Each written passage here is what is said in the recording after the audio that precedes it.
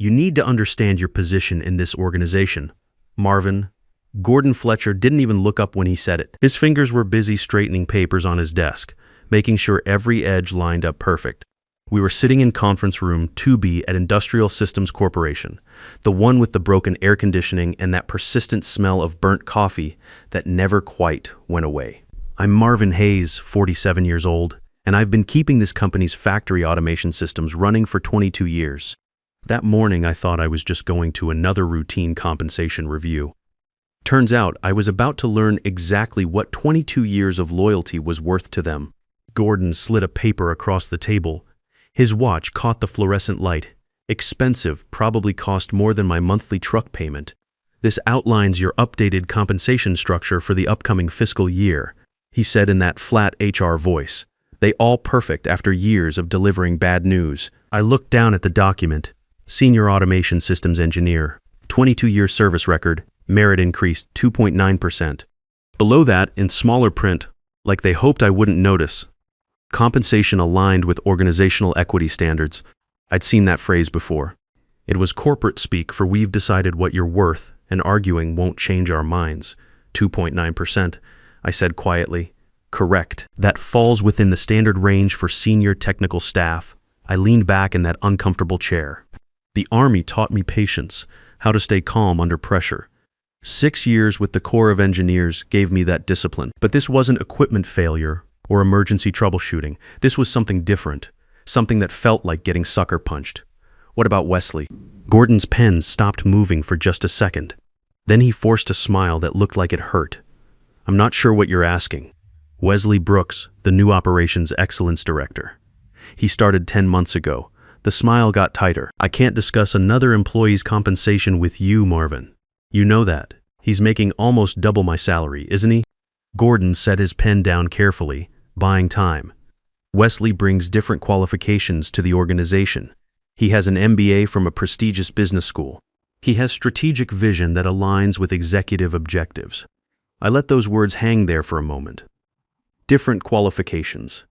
In the Army, qualifications meant you could operate heavy machinery when levs depended on it. You either knew how to troubleshoot hydraulic systems under fire, or you didn't. You could repair communication equipment during combat, or you couldn't. There wasn't any MBA that taught you how to keep a factory running when critical systems started failing, and I have 22 years of building every automation system this company runs. I said evenly. I've personally prevented at least 30 major production failures that could have shut us down for weeks. I've saved this company millions in avoided downtime and equipment replacement, but Wesley has an MBA, so that's worth twice as much. Different roles command different market rates, Gordon said, his voice getting that careful HR neutrality. Leadership positions are benchmarked differently than technical positions. So technical expertise is worth half of what a business degree is worth, even when that technical expertise is literally keeping the production lines operational. Marvin, I understand you're frustrated. I'm not frustrated, I interrupted. I'm clarifying. Because it sounds like you're telling me that someone with zero understanding of our manufacturing systems, zero experience with our legacy equipment, and zero contribution to actually making anything is worth twice what I am. I just want to make sure I'm hearing that correctly. Gordon folded his hands on the table. Professional, controlled, unmoved by logic or fairness. We benchmark compensation against external market data. Leadership roles command premium salaries. Credentials matter. Translation, know your place. I thought about my kids, Rachel and Stephen, both still in school. Rachel was a sophomore at State University. Tuition $31,000 this year. Stephen was a high school senior, planning for college applications. I thought about the child support payments to my ex-wife, Carol Miller, $1,800 every month like clockwork. I thought about the health insurance premiums that kept going up, the 401k that had taken a beating in the last market downturn, the fact that I was 47 years old and supposedly in my peak earning years. Then I reached into my bag.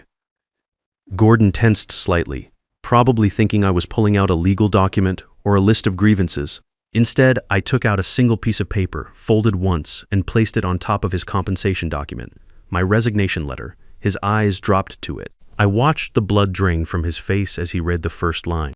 Effective immediately, I resigned from my position as Senior Automation Systems Engineer at Industrial Systems Corporation. Marvin, he started, voice cracking. I sent a copy to your inbox at 9:04 a.m., I said calmly. You'll see it when you check your email, along with copies to my direct manager, the plant manager, and the VP of operations. He blinked at the signature, at the date, at words that couldn't be taken back or negotiated away. You don't need to make this decision right now. This is a significant step.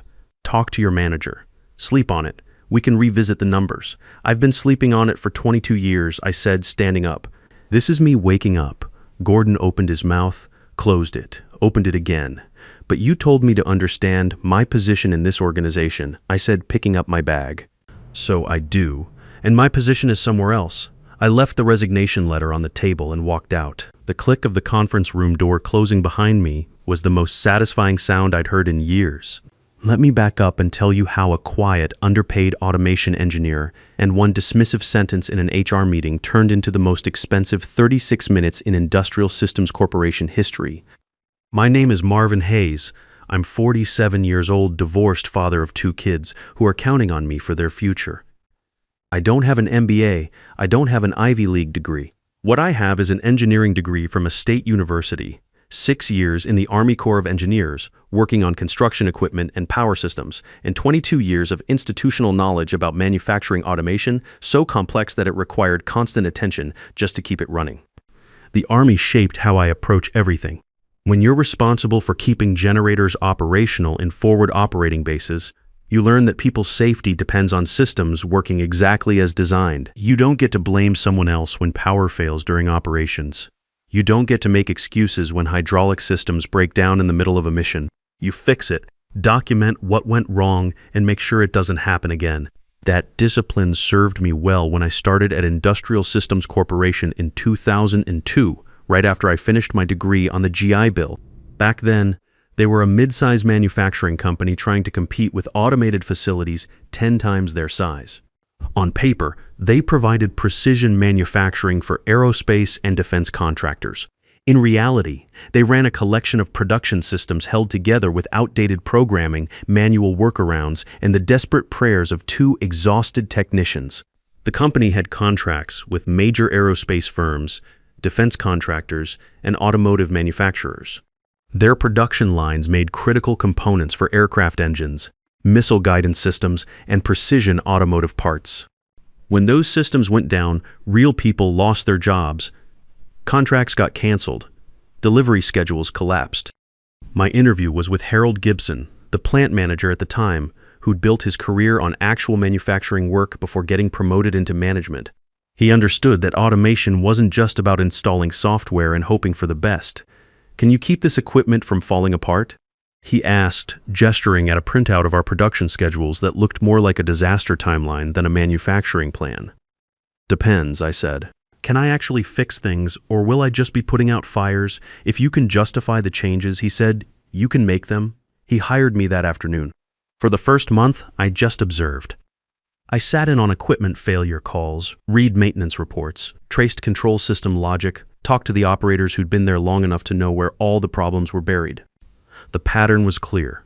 Reactive maintenance, no predictive monitoring, and documentation that was either missing or dangerously outdated. The second month, I started documenting failure patterns, not theoretical problems, but real failures that had actually happened. Every time something broke, I wrote it down. What failed, why it failed, what the warning signs were, whether the repair actually fixed the root cause or just delayed the next breakdown. By the third month, I'd identified 18 critical vulnerabilities in our automation systems. I documented them, quantified the risk, estimated the cost to fix versus the cost of catastrophic failure. When I presented it to Harold, he asked the only question that mattered. How much to fix all of this? 14 months of dedicated work, I said, and the authority to shut down production when safety requires it. You have both, he said. I rebuilt the monitoring systems first, because you can't prevent failures you can't see coming. Created dashboards that showed not just whether equipment was running, but how close it was to breakdown. Vibration patterns, temperature trends, pressure variations, all the early warning signs that let you schedule maintenance instead of just responding to disasters. Then I rebuilt the control logic properly. Real redundancy, automated safeguards, comprehensive error logging. By the end of year 1, we had actual visibility into our production systems. By year 2, I'd trained 3 junior technicians on proper troubleshooting procedures. By year 3, I was the person everyone called when things went sideways. Not because I was officially on call, but because I was the only one who'd seen these specific failure modes before. I became the institutional memory nobody wanted to admit they depended on. And for a while, that was fine. The company grew. We added more contracts, more complexity. Revenue increased from $67 million to $18.5 million over my tenure. The board was happy. Executives got their bonuses. I got a 3.2% raise and a coffee mug that said Essential Employee. I didn't complain, not because I didn't care, but because I believed that eventually competence would be recognized. That good work would be rewarded. That loyalty would be returned. That was my first mistake. The shift started 3 years ago when Industrial Systems decided it needed to modernize its operational excellence framework. That was the phrase used by the new CEO, Philip Romano, former consulting executive brought in by the board to scale operational efficiency. Philip loved words like optimize and streamline and leverage synergies. He did not love words like equipment lifecycle or preventive maintenance, or that's going to break if we don't address it properly. Within 6 months of Philip taking over, the company started hiring differently. Less emphasis on people who understood how things worked. More emphasis on people who could make things sound impressive in board meetings. We got managers with MBAs who'd never operated a CNC machine. We got directors who could talk about driving operational excellence, but couldn't explain what a PLC actually controlled. We got consultants billing $650 an hour to tell us we should implement lean manufacturing principles. And we got Wesley Brooks, MBA from a top-tier business school, 8 years at a strategy consulting firm, 0 manufacturing background. His title, Operations Excellence Director. His job, align production initiatives with business objectives and drive strategic optimization of legacy processes. Translation, make everything sound good in PowerPoint presentations while people like me did the actual work. I discovered the pay disparity by accident, and it hit me like a physical blow. I was looking for a technical manual Laura Peterson had promised to upload when I clicked the wrong file. Wesley Brooks' offer letter. Base salary $158,000. Signing bonus $30,000. Annual bonus target 25%. Stock options 18,000 shares. I stared at those numbers for a long time. Then I opened my most recent pay stub. Base salary 81,200 tones. No signing bonus, annual bonus target 4%, which I'd received exactly twice in 22 years. Stock options 2,000 shares from my original offer. Nothing since. 10 months at the company, 0 manufacturing knowledge, 0 systems saved from catastrophic failure, making 95% more than I was. The math was simple, and it was devastating. I closed both files and sat there in my cubicle for a very long time, staring at the production monitoring screens that suddenly seemed meaningless. The factory hummed around me, machines running, operators working, people doing jobs that suddenly felt pointless. That evening, I went home to my empty apartment and did something I hadn't done in 8 years. I updated my resume, really updated it. Not just the annual courtesy refresh for HR files. I documented every major system I'd built, every crisis I'd prevented, every innovation I'd implemented that saved the company money or reduced downtime. The list was longer than I expected. The hydraulic system redesign that prevented the catastrophic press failure in 2018. The control logic overhaul that stopped the contamination incident in 2020. The predictive maintenance program that reduced unplanned downtime by 74% while catching 89% more potential failures before they happened. I sent my resume to 4 recruiters I'd been ignoring for years.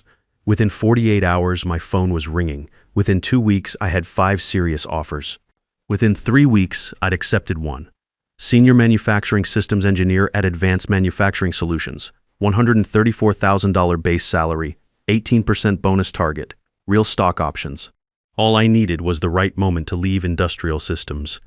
Gordon gave it to me. By 9:12 a.m., my security badge had been flagged for deactivation. By 9:18 a.m., my system access was being revoked across 23 production environments. By 9:23 a.m., I'd cleared my desk, boxed up my tools and that coffee mug that said essential employee, and walked past 6 colleagues who suddenly became very interested in their computer screens. By 9:31 a.m., the first critical alarm started screaming. Here's what most people don't understand about complex manufacturing automation. It's not like a car where you can pop the hood and see what's broken. It's more like a human nervous system. Interconnected processes that depend on each other in ways that aren't always obvious. When something goes wrong, the symptoms can show up anywhere. And finding the root cause requires knowing how all the pieces fit together. I'd been that institutional memory for 22 years. Every weird programming choice, every undocumented modification, every workaround that had become critical infrastructure. It was all in my head, backed up by handwritten notes I kept in a locked drawer. The drawer they didn't know existed. By 9:38 a.m., every technician in the building was in emergency mode. The primary production control system was throwing cascading errors, not complete failure. That would have been obvious. Instead, it was degrading slowly, missing critical timing sequences while generating false error codes at an exponential rate. Danny Walsh, the junior technician I'd been mentoring, was on duty. Poor kid was 24 years old with 16 months of experience, suddenly responsible for systems he'd only seen from the outside. He checked the standard operating procedures I'd written 4 years ago, but the procedures covered normal failure modes. This wasn't normal. What was happening was a memory overflow in the sequence control processor triggered by a specific combination of production load and environmental conditions. I'd seen it exactly once before, 11 months earlier during a particularly hot summer day when the cooling systems were struggling. I documented the solution in my personal notes along with the monitoring parameters needed to detect it early. The notes that were now sitting in the trunk of my truck. Danny escalated to Laura Peterson, our senior production technician. Laura was smart, dedicated with 9 years of experience, but she'd never seen this particular failure mode because I'd fixed it quietly the last time, added some monitoring to catch it early, and moved on to the next crisis. Laura did everything right. She opened diagnostic panels, examined error logs, looked for patterns. She could see the symptoms, cycle times increasing, quality parameters drifting, error rates climbing, but she couldn't see the cause. At 10:15 a.m., Wesley Brooks walked into the production control room. In my mind, I could picture him perfectly. Pressed khakis, button-down shirt, that slight smile that said he was about to solve everything with process optimization. "Why are the efficiency numbers red?" he asked. "We're investigating a control system issue," Laura replied, not looking up from her screens. "Investigating doesn't help our delivery schedules." "Can't you just restart the line?" I can only imagine the look Laura gave him. In manufacturing, just restart is like a surgeon saying just cut it out without knowing what they're cutting. You can make things much worse very quickly. "We need to identify the root cause first," Laura said. "If we restart without understanding the problem, we could damage equipment or lose critical production data." "How long will that take?" "I don't know. This isn't a standard failure mode." Wesley pulled out his phone. "I'm calling Philip." Philip Romano arrived 12 minutes later. I knew him well enough to picture his reaction, the carefully controlled expression that meant he was calculating financial damage. The way he'd scan the room to identify who he could blame if this became a board-level problem. "Where's Marvin?" he asked, the question I'd been waiting for. "He resigned this morning," Wesley said, over a compensation dispute. I would have paid money to see Philip's face in that moment. "You let him walk today?" "I didn't let him do anything," Wesley said defensively. "He made an emotional decision." Philip left immediately. I know because at exactly 9:47 a.m. minus 36 minutes after I'd placed that resignation letter on Gordon's desk, Philip Romano was standing outside my apartment building, knocking on my door like someone whose entire world was falling apart. Which, technically it was. "Marvin," he said, not bothering with pleasantries when I opened the door. "We need you back immediately." I looked at him through the gap in my doorway. His normally perfect suit was wrinkled, tie loosened, hair disheveled. This was a man who prided himself on control, on having backup plans for backup plans. Seeing him rattled was almost worth 22 years of being undervalued. Almost. "I don't work there anymore," I said. "I know, but our primary production lines are completely down. We have $400,000 worth of aerospace components that need to ship by Friday. Nobody can figure out why the system is failing. That sounds like your problem, not mine." His jaw clenched. "Marvin, please, just for today. We'll pay you, consulting rate, whatever you want." I shook my head slowly. No, why not? Because 36 minutes ago, your company made it very clear what I'm worth to them. So now you get to learn what your production systems are worth without me. I closed the door and turned the deadbolt. Philip knocked 4 more times, each series more desperate than the last. Then I heard his footsteps retreating down the hallway, probably back to his car, back to a crisis that was getting worse by the minute. I made myself a cup of coffee and sat down to fill out onboarding paperwork for Advanced Manufacturing Solutions.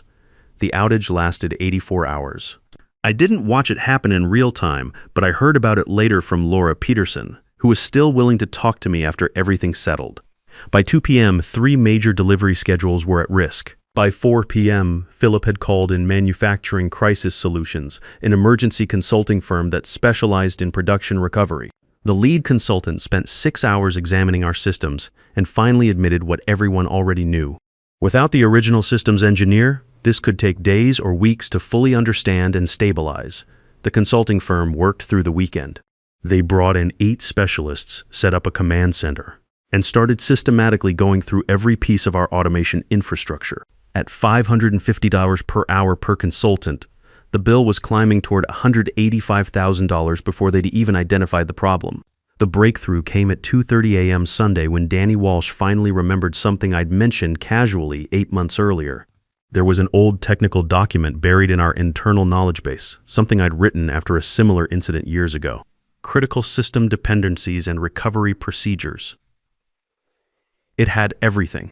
The memory overflow issue, the specific diagnostic queries, the exact sequence of steps needed to recover without triggering secondary failures. Danny followed my documentation step by step. It worked. Systems stabilized, production resumed. The consultants packed up and sent a bill for $185,000. The crisis was over, but the damage was done.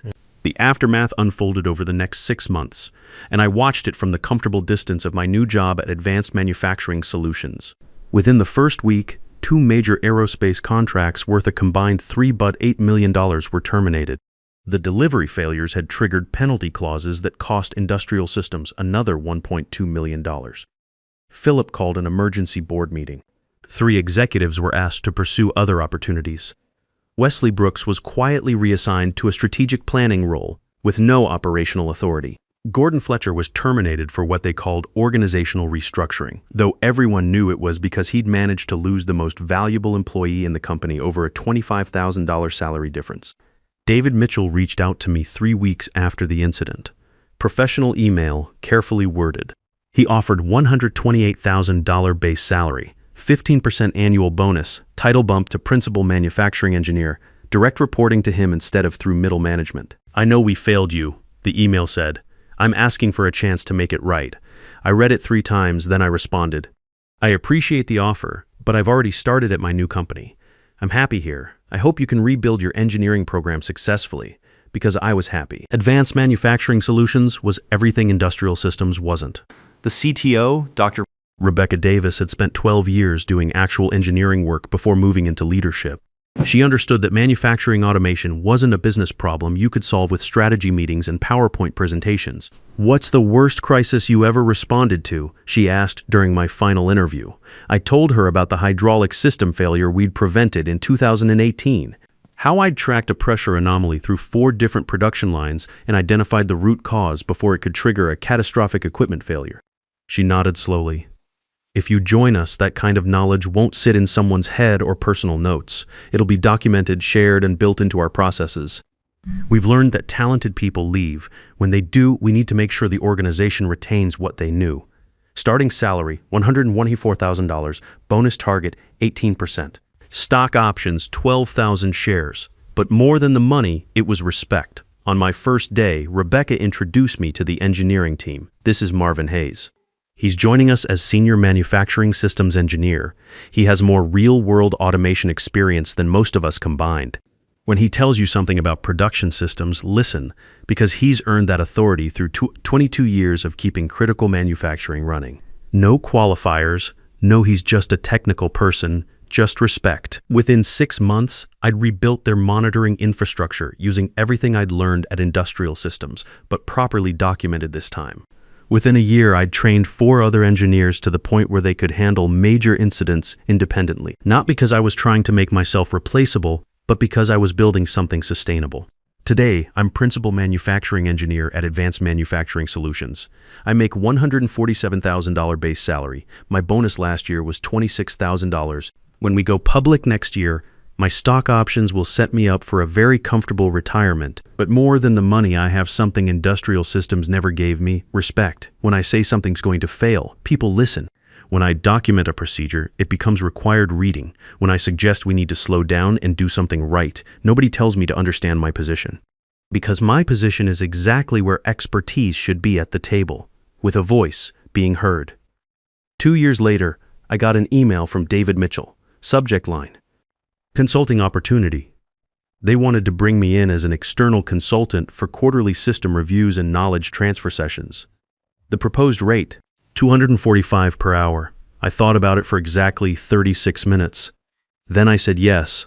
Not because I needed the money, but because I wanted to see if they'd actually learned anything. They had. The executive team that had dismissed me was gone. The new leadership understood that technical expertise wasn't just another line item in the budget. It was the foundation everything else was built on. Sometimes it's not about revenge. Sometimes it's just about respect. And when your kids call to say they're proud of how you handled everything, when you can sleep at night knowing you stood up for yourself, that's worth more than any consulting fee. The CEO knocking on your door 36 minutes later wasn't victory. It was just confirmation that you were right all along. Your expertise doesn't become more valuable the moment you walk away. It was always that valuable. And the right people knew it. The difference is that some organizations need to lose what they can't afford to lose before they learn to value what they should have treasured.